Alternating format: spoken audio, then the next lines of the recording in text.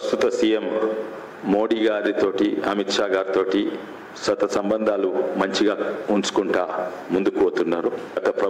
గత సీఎం పాత సీఎం బూతులు నిర్మలా సీతారామన్ మీద లేకుంటే మోడీ అమిత్ షా మీద ఎట్లా బూతులు వాడిండో, ఫిల్దీ లాంగ్వేజ్ వాడిండో అది లేకుండా మంచి గౌరవంగా మాట్లాడుకొని అది సంబంధాలు మంచిగా ఉంచుకుంటున్నారు.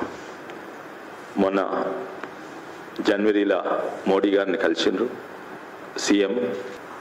ఎందుకంటే నిధులు లేవు. సీఎం గారు ఇవన్నీ మంచిగా చేస్తున్నా కూడా పాత ప్రభుత్వము మొత్తం ఖజానా ఖాళీ చేసింది, కాళేశ్వరం కుమ్మరించింది, ఎన్నో స్కీమ్స్ అలా పెట్టి 7 లక్షల కోట్ల అప్పు పెడితే ఇప్పుడు అప్పు కట్టే బాధ్యత ఉన్న సీఎంకు పోయిన ప్రభుత్వము కొత్త ప్రభుత్వం చేతిలో చిప్పు పెట్టిపోయింది.